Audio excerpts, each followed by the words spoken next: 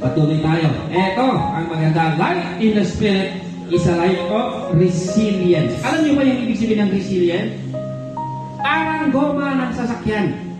Ang goma ng sasakyan, kapag original yan, kahit dumadaan sa anong klase ng daan, mabato, semento, lubak-lubak na daan, nag-i-stay yung form niya na bilog. Ganyan ang Kristiyano, kahit dumadaan sa hirap ng buhay, nagre-remain na yung hugis mo, yung pangalan mo na ikaw ay Kristiyano na ng Diyos, hindi dapat nagbabago. Amen? Dumadaan ba tayo sa hirap, ikaw pa rin yun. Ikaw pa rin yung lingkod ng Diyos. Nagkikitara pa rin tayo. Hindi yung may kunting problema. Ayoko muna. Resilient po tayo.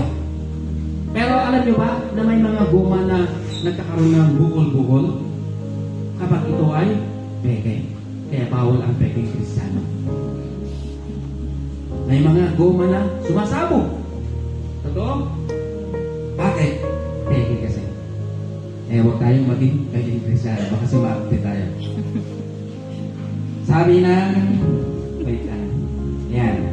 Pwede ba kayong magbasa? Anong sabi yan? We are... Righteous on every side, but not crushed. Perplexed, but not in despair.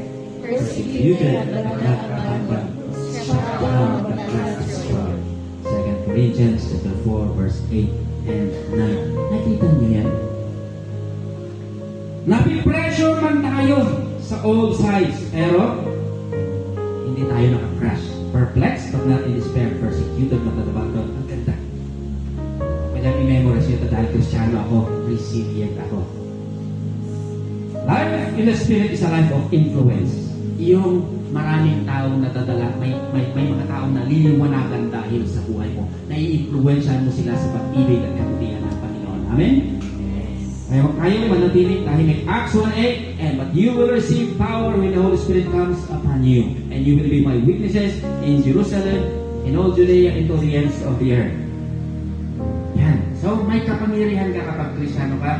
At lastly, life in the Spirit is a life of truth. Alam niyo, ito ang importante sa isang church. Marami ang mga church, mega churches, pero nandun ba yung truth? Mas happy pa ako sa ganito kesa sa isang mega church, basta ang katotohanan nandito.